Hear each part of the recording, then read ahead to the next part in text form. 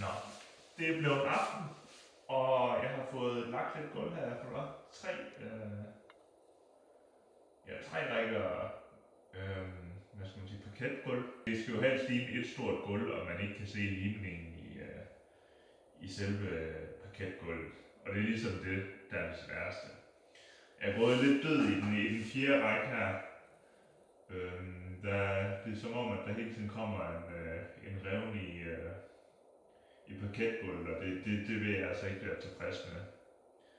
Så jeg har været ude og købe noget mere dampspærre, noget, noget, tag den herovre.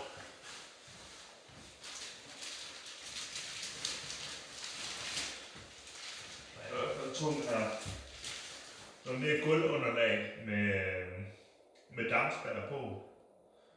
Det var lidt småt, det kostede 400 kroner for sådan en rulle på 8 meter her. Det er 8 kvadratmeter. Jeg regner med de stykker, jeg har, så de 8 kvadratmeter her, det kan nå over til den anden side af muren. Så det er det, jeg vil gøre nu. Få det her gulvunderlag på plads, og så se, om jeg kan få bugt med resten af parketgulvet. Det er det.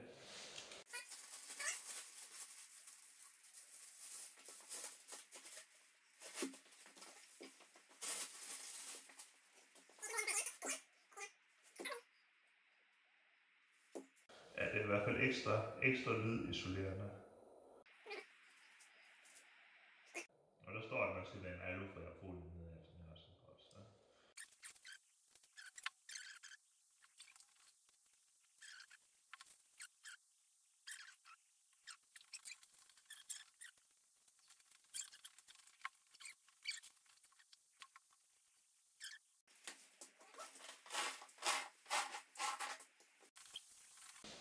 Så skal vi lige have tapet limningen sammen.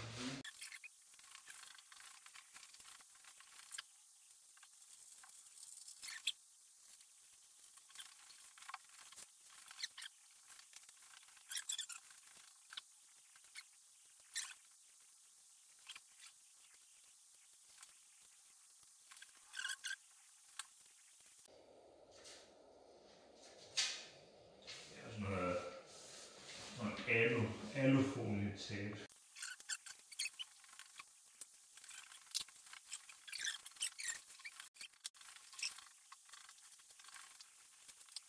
Lige de her gamle knæppeskøder på. Man kan jo lige så bruge, hvad man har frem for at købe nyt hele tiden, hvis det gamle bare virker nogenlunde. Så der er ingen grund til at købe nyt.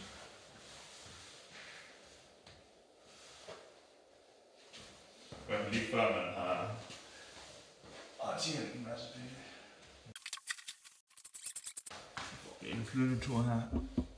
Sådan her. Så kan I se, hvad der foregår herovre.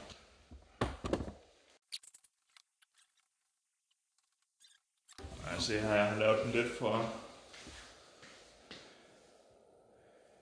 I højre siden der har jeg lavet den lidt for kort. Den skulle gerne gå ind til selve stuegulvet derinde. Det er altså det indrammede stykke her, som I kan se på billedet, hvor der mangler dampspærre.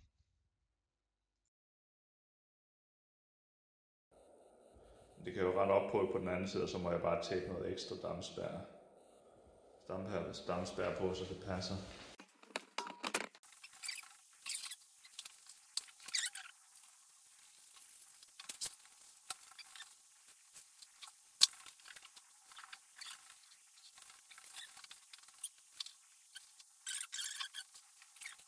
Der er lige en gang, det er sgu lidt forkert, lige bare at stå og kigge over i hjørnet for jer. Så.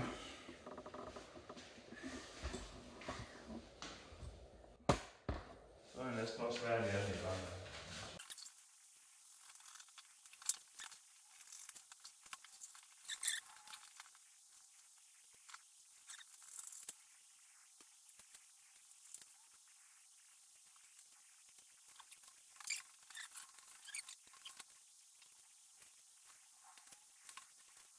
Det tager lidt længere, når den lige er banket flad af den her tape, så det tager lidt længere tid at rulle den ud.